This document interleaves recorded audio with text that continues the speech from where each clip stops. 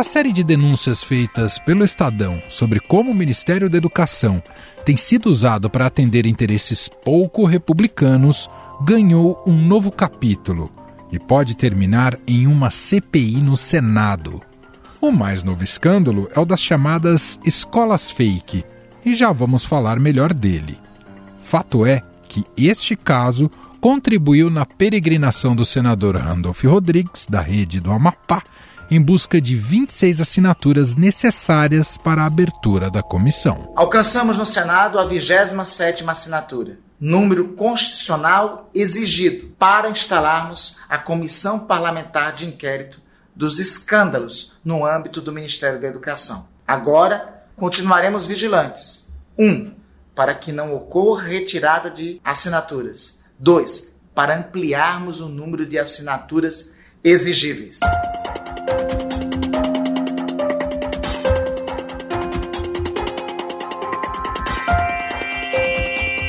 Fechar essa conta não está nada fácil, mas o presidente da Comissão de Educação, senador Marcelo Castro, do MDB de Piauí, já disse que, se faltar apenas uma assinatura, ele irá apoiar a criação da CPI. Então, a minha disposição hoje é, evidentemente, de assinar a CPI. Mas eu quero cumprir aquilo que eu me programei desde o início, de ouvir as pessoas envolvidas. Quem sabe se dá uma chance para que eu me convença do contrário. Mas, pelo que tem aparecido de informações até agora, das oitivas que nós tivemos, só reforça em mim a convicção da necessidade de uma CPI. No entanto, o governo entrou em campo e trabalha para que a oposição não consiga o número mínimo de assinaturas. Parlamentares que assinaram a lista para a criação da CPI foram procurados nos últimos dias por integrantes da bancada evangélica, com o recado de que o apoio à criação do colegiado poderia lhes custar votos deste segmento. Senadores ouvidos pelo jornal Folha de São Paulo apontaram que há pastores ligados à bancada evangélica entrando em contato direta ou indiretamente na tentativa de retirar assinaturas do pedido para abrir a CPI do MEC. Isso porque, de acordo com denúncias, os pastores Gilmar Santos e Arilton Moura estariam envolvidos no suposto gabinete paralelo dentro do Ministério da Educação. Um dos focos da CPI atinge diretamente os religiosos, pois irá investigar a atuação dos pastores Gilmar Santos e Arilton Moura, acusados por prefeitos de cobrar propina em troca de facilitar a liberação de verbas do Ministério da Educação. Na semana passada, em audiência na Comissão de Educação do Senado, alguns prefeitos contaram como eram assediados pelos pastores. E nesse almoço tinha uma faixa de uns 20 a 30 prefeitos. Ele virou para mim e disse, cadê suas demandas? Eu apresentei minhas demandas para ele e ele falou rapidamente, disse, olha, para mim você vai me arrumar os 15 mil para mim protocolar as suas demandas e depois que o recurso já estiver empenhado, você, como a sua região é região de mineração, você vai me trazer 1 quilo de ouro.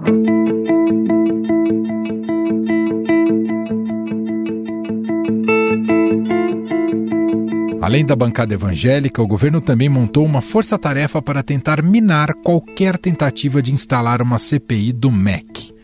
O ministro da Casa Civil, Ciro Nogueira, convocou integrantes do governo e aliados para convencer os senadores a não aderirem à criação da comissão. Aliás, Ciro Nogueira é parte diretamente interessada nessa questão, já que seu nome está envolvido em algumas suspeitas de irregularidades no MEC. Auxiliares próximos ao presidente avaliam que o caso chamado de escolas fake ameaça a permanência do ministro Ciro Nogueira no governo, com potencial desgaste político que abala a estratégia de campanha à reeleição de Bolsonaro, centrada no debate sobre corrupção.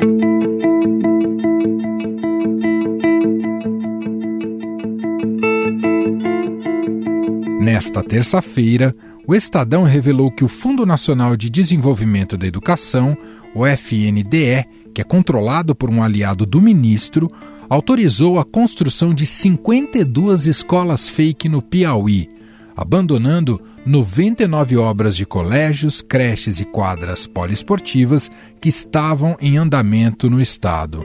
A maior parte dos contratos para as obras foi fechada com prefeituras piauienses comandadas pelo Progressistas, partido do qual o ministro é presidente nacional licenciado. O que chama a atenção, segundo a revelação feita pelo jornal Estadão, é o fato de que essas 2.000 novas escolas tiveram já alguns empenhos de recursos por parte do Fundo Nacional do Desenvolvimento da Educação, enquanto mais de 3.500 escolas continuam com obras inacabadas por todo o país.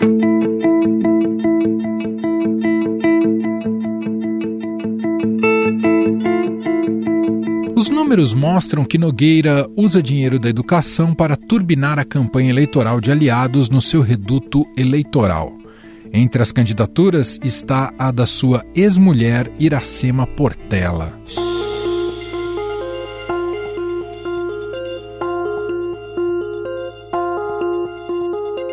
Em outra denúncia envolvendo o FNDE, o Estadão revelou o sobrepreço em uma licitação do governo para a compra de ônibus escolares que iriam atender zonas rurais do país.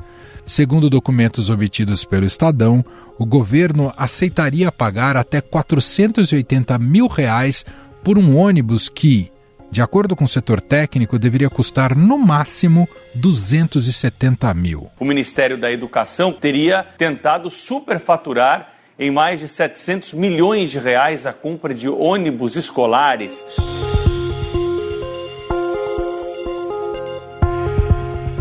Por causa das denúncias, o governo recuou e reduziu o preço máximo para a compra de 3.850 ônibus escolares rurais.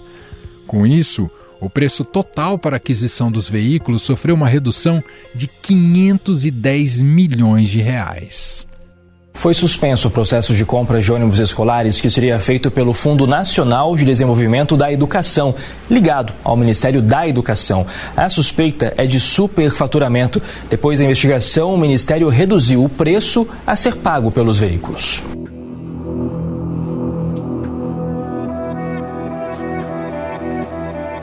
Mesmo assim, o Tribunal de Contas da União preferiu embargar o resultado do pregão e a homologação dos valores só poderá ser feita após uma avaliação da Corte de Contas. Agora, a oposição corre contra o tempo e tenta buscar novos nomes para a assinatura do requerimento de instalação da CPI, que irá investigar essas denúncias de irregularidades no Ministério da Educação. Já sentimos aqui o desespero emanado do Palácio do Planalto, sobretudo da Casa Civil, para, em uma operação desesperada, retirar assinaturas. Em uma outra, fazer cortinas de fumaça para os fatos reais. Tem que ter CPI para esclarecer este esquema escabroso de corrupção. No entanto, a tarefa não é fácil, pois para chegar no número mínimo de assinaturas, é preciso convencer parlamentares que retiraram seus nomes da lista a assinarem novamente. Sobre este embate entre governo e oposição para abrir ou barrar a CPI, nós vamos conversar agora com o repórter do Broadcast Político em Brasília, Daniel Vetterman. Olá, Daniel, tudo bem? Olá, Emanuel, tudo bem contigo? Tudo bem, queria captar com você inicialmente, Daniel, como é que está o clima aí em Brasília em relação à abertura dessa CPI do Ministério da Educação, tanto em relação à oposição, que tenta colher as assinaturas necessárias, quanto do lado do governo, né, para barrar essa CPI no nascedouro. Me conta como é que está esse clima, por favor, Daniel. Bom, Emanuel, por enquanto o clima é de esvaziamento dessa tentativa da oposição de abrir uma CPI do MEC. Mas conforme novas denúncias, novos fatos vão aparecendo nessa gestão do Ministério da Educação, a pressão vai aumentando e isso sim pode mudar o cenário no Senado nesse ano eleitoral. A gente precisa lembrar que o Congresso já entrou num ritmo de marcha lenta, já entrou num clima de fim de feira por conta das eleições. Os senadores, o Congresso como um todo, principalmente os deputados, estão preocupados em buscar votos, em fazer política nas suas bases eleitorais para se reelegerem ou elegerem aliados na disputa de outubro. E por isso, uma CPI é muito preocupante. Então, tudo nesse tema entra no cálculo político. A oposição conseguiu 27 assinaturas na semana passada, mas com a ação do governo tentando impedir essa instalação, 3 senadores retiraram as candidaturas. Ou melhor, 3 senadores retiraram as assinaturas. As candidaturas estão mantidas porque esse ano é para isso, né? E com isso, ficou inviabilizado, por enquanto, esse pedido ser apresentado ao presidente do Senado. O que o governo está fazendo no momento? Primeiro, tentando convencer os senadores de que não adianta abrir uma CPI nesse momento, de que não vai dar em nada, de que é só palanque eleitoral para o PT. A oposição vem defendendo a abertura dessa investigação.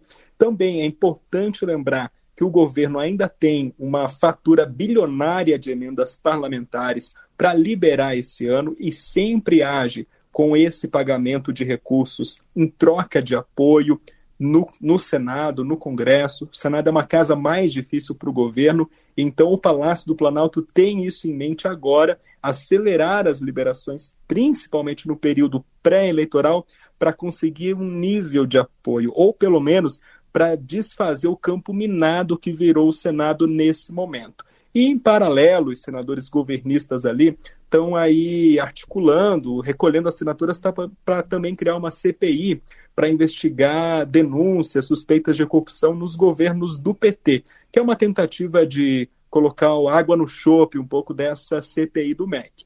Por enquanto, esse é o quadro, a oposição correndo atrás de recuperar essas assinaturas, lembrando que eles querem uma margem, não querem só 27, querem uma margem para quando protocolar o requerimento, você ter ali uma segurança de que o governo retirando uma ou outra não vai inviabilizar. E o governo agindo aí com o argumento das eleições e também das denúncias contra o PT, o que acaba atraindo senadores antipetistas para essa estratégia do presidente Jair Bolsonaro. E eu vi também, Daniel, que tem uma espécie de, vou colocar nesses termos, mas tem uma espécie de terrorismo evangélico em relação ao quanto poderia perder senadores expostos num processo de CPI como esse, já que envolve também ali nomes ligados a igrejas evangélicas. Está rolando isso mesmo também nesse debate entre os senadores? Sim, Emanuel, mas a coisa já ficou muito maior do que isso, né? A gente precisa lembrar que a série de reportagens do Estadão começou mostrando, né, esse esquema de pastores intermediando a agenda do ministro Milton Ribeiro, agora ex-ministro, e também controlando para onde a verba, qual prefeitura ia receber a verba e pedindo propina para os prefeitos, conforme o relato desses prefeitos. Então, isso também entra, mas já apareceu depois, né, a suspeita de tentativa de sobrepreço na licitação de compra de ônibus, o tratamento diferenciado aí entre estados e municípios, a denúncia de que o FNDE vem entregando recursos para um monte de construção de escola que provavelmente nunca vai sair, enquanto outras milhares estão paradas. Então é fato atrás de fato que já não é mais um esquema de pastores, mas sim é um esquema do MEC, né? Um esquema do governo, e isso faz com que a história fique maior. E quando a história fica maior, né, as preocupações também ficam maiores, porque quem vai tendo o rabo preso aí com alguma ligação ou outra não quer, nesse momento, investigação.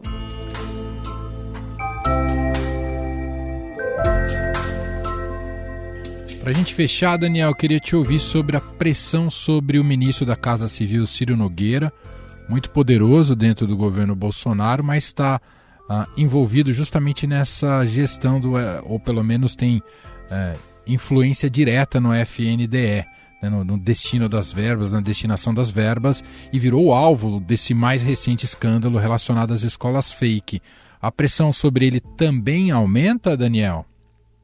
Com certeza, não tem como descolar o Ciro Nogueira desse esquema ou dessas suspeitas. Primeiro, o Ciro Nogueira é presidente do PP e apadrinhou Marcelo Ponte, que é presidente do FNDE, desde o início do governo, né? Ali, desde o início não, mas logo após o primeiro ano de governo do Bolsonaro, quando ele começou a fazer aliança com o Centrão, ele já trocou o presidente de estatais, de órgãos, e entregou o FNDE para o PP de Ciro Nogueira, que estava lá no Senado, né? O Ciro Nogueira ainda era senador.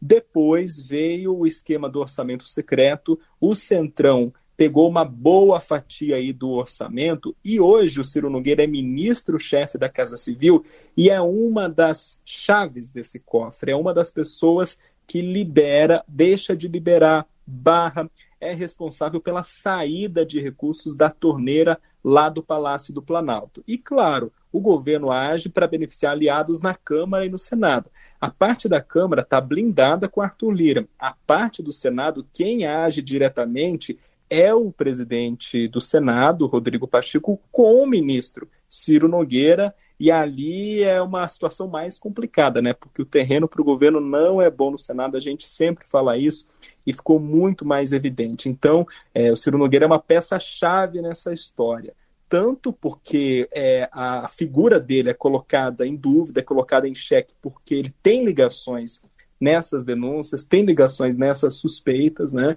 Tem afiliados políticos em todos esses fatos que estão sendo apontados aí pelo Estadão, por outros veículos de imprensa e também por senadores, mas também é o cara responsável por abrir o cofre que pode livrar politicamente, momentaneamente, a própria pele.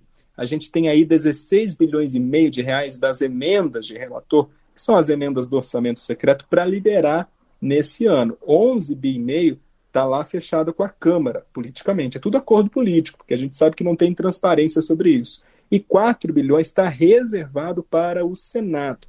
E aí os senadores estão esperando esse dinheiro antes das eleições. Então o Ciro Nogueira também vai ter que ter esse papel político, né, de responder às investigações e agir politicamente nessa articulação com o Senado aí, que está pressionando, sim, o Ministério da Educação a dar explicações. Se não abrir uma CPI, o Senado vai cobrar explicações. A Comissão de Educação do Senado está funcionando como uma espécie de CPI, quase uma CPI. Né?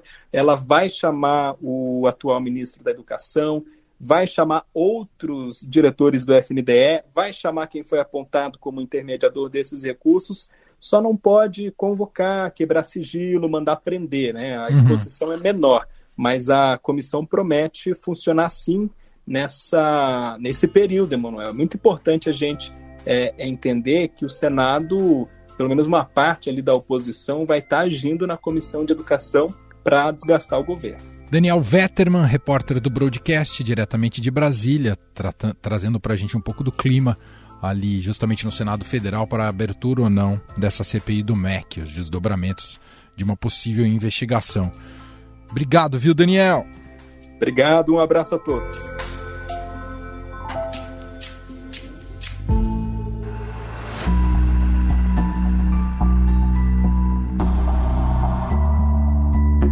Mas o que o governo teme com a abertura dessa CPI? Qual pode ser o impacto dela em ano eleitoral? O novo escândalo das escolas fake pode custar o cargo de Ciro Nogueira como ministro da Casa Civil?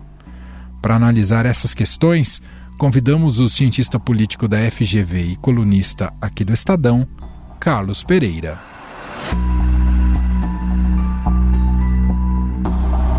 Tudo bem, professor? Como vai? Tudo bem, Manuel? Muito bem. Estou aqui mais uma vez, é sempre um prazer estar com você. Professor, os escândalos no Ministério da Educação só crescem e ganham contornos cada vez mais assustadores. O presidente Jair Bolsonaro ele tenta se dissociar do problema, afinal, estamos em ano eleitoral, ele sabe o quanto isso pode ter de impacto para sua tentativa de reeleição. Mas eu queria te ouvir inicialmente. Tem como o governo passar incólume a mais esses episódios de má gestão, professor? A depender do Congresso, eu acho que é possível. Por quê? Porque, finalmente, o presidente Jair Bolsonaro decidiu jogar com as armas do presidencialismo multipartidário. Quando o presidente ele é capaz de montar maiorias legislativas a partir da divisão de recursos e de poder com os parceiros, com os aliados no Congresso, é muito pouco provável que o Congresso ofereça grandes problemas com o Executivo, porque o Executivo é capaz de fazer com que essas maiorias que são construídas a partir de ganhos de troca entre o Executivo e o Legislativo obstaculize no seu nascedouro iniciativas de fiscalização do Legislativo em relação ao Executivo. E isso não é uma característica específica desse governo, Emanuel.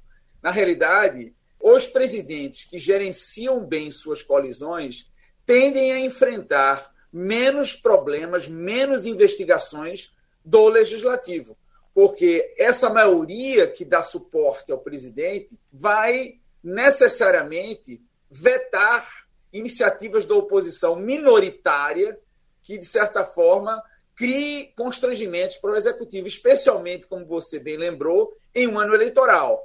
Então, por isso que o legislador constituinte, quando transferiu, delegou poderes para o presidente e transformou ele num jogador muito poderoso, também delegou uma série de poderes para organizações supostamente externas à política, como o Judiciário, Ministério Público, Tribunais de Contas, controladorias, justamente para que esses órgãos externos à política pudessem exercer o controle sobre o Executivo, que o Legislativo seria impotente de exercê-lo quando o presidente é capaz de montar maiorias. Isso explica, então, o fato da oposição estar com uma certa dificuldade em abrir essa CPI do MEC, né? É ano eleitoral e tem a ver com essa maioria construída também, não é, professor? E também porque o governo é gato escaldado. Ele viu o desgaste que sofreu quando negligenciou a formação da sua coalizão na CPI da pandemia, na CPI da Covid.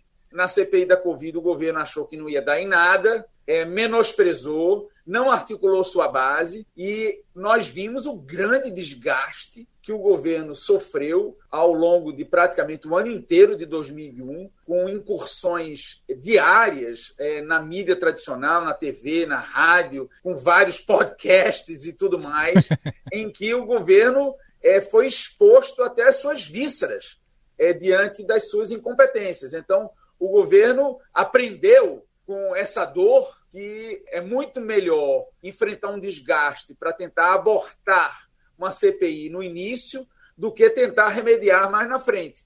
Então, eu acho que o governo agiu de forma preemptiva, tentando evitar que essa CPI se instale. A oposição vai ter muita dificuldade, na minha opinião, para instalar essa CPI, a despeito de ser uma tentativa legítima da oposição de tentar investigar e constranger o Executivo no ano eleitoral. E tem uma questão também de moralidade pública, ainda que talvez isso não seja um critério para lá muito bem quisto no Brasil.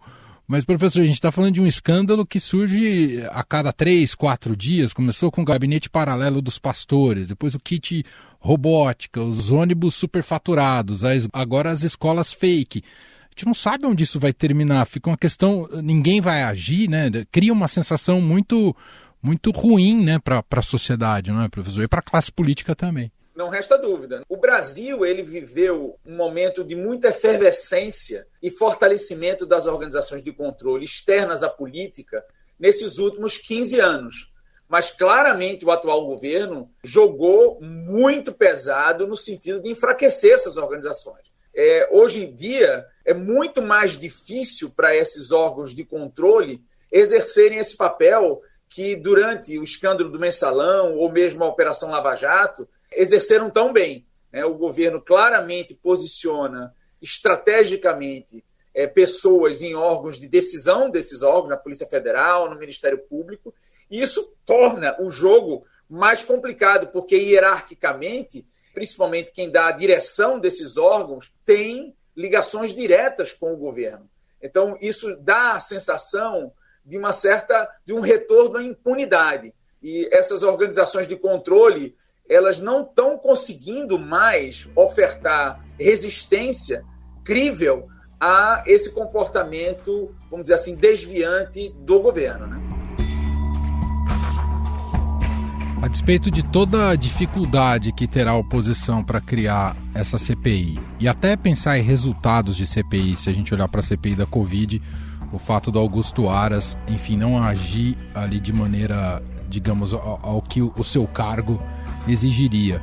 a despeito de todo esse contexto complicado, caso essa CPI e o fato do governo também estar agindo para barrar ela no nascedouro, caso ela se instale, é desastroso para a reeleição do Bolsonaro, professor? Não resta dúvida. Na realidade, qualquer governo de plantão que concorre à reeleição, ele é um ator competitivo quase que por natureza, porque o governo tem a visibilidade cotidiana, tem um contato direto com os eleitores. Então, se ele minimamente governar entregando políticas com uma mínima qualidade, ele se torna um ator competitivo. Quer dizer, foi fruto desses movimentos de controle de CPIs e atuação firme da mídia, da sociedade civil, do próprio Congresso, do Judiciário, estabelecendo limites a esse governo, que esse governo enfrentou desgastes, porque era de se imaginar que o governo estivesse muito mais competitivo para a reeleição. O fato dele apresentar, vamos dizer assim, em segundo lugar nas pesquisas de opinião, de intenção de voto, sinaliza o quão efetivo foram as ações desses órgãos de controle, mesmo do Legislativo, do Judiciário, da mídia, identificando problemas do atual governo. Agora, isso não significa que o governo não tem uma base social sólida e que essa base social, que é agregada, que é coesa, que é conectada, inclusive afetivamente com o atual governo, ela é grande o suficiente para tornar o governo competitivo. Mas se não tivesse havido essas ações, o governo certamente estaria muito melhor com a opinião pública, né? Inicialmente, professor, esses escândalos resultaram na queda do ministro da Educação, Milton Ribeiro, né? Porque isso foi se acumulando e, claro, ali havia indícios mais diretos, né, da participação dele ou da falta de ação dele em relação especialmente ao gabinete paralelo. Agora quem está no alvo é o Ciro Nogueira, né, que é o ministro da Casa Civil, e ele quem controla ali as decisões, não diretamente, mas é quem controla ali o FNDE, né, o Fundo Nacional de Desenvolvimento da Educação. Politicamente pode ficar insustentável manter o Ciro no governo, professor? Pode, mas é mais difícil, porque Ciro Nogueira, diferentemente do ministro da Educação, do ex-ministro da Educação, é um político tradicional e um político que tem muita habilidade, é um político muito experiente e ele é a figura-chave do governo Bolsonaro junto ao Centrão. Então, rifar uma figura tão importante quanto essa do governo significa, talvez, uma quebra que o governo Bolsonaro não tenha o mínimo interesse de que aconteça. Então, vai depender com o desdobramento das evidências, vai depender justamente da efetividade do Legislativo de conseguir instalar essa CPI ou não, vai depender das investigações, vamos dizer assim, da própria imprensa, da mídia investigativa, que no Brasil e o Estadão tem dado exemplos maravilhosos nesse sentido, né, com denúncias do orçamento paralelo e também mesmo desse escândalo relacionado com os homens de fé do Ministério da Educação. Então, isso vai depender do que vai se desdobrar, mas acredito que vai ser muito mais difícil um desgaste ao nível de rifar um ministro do cacife, do Ciro Nogueira, do governo, num ano eleitoral. Isso vai ser muito grave.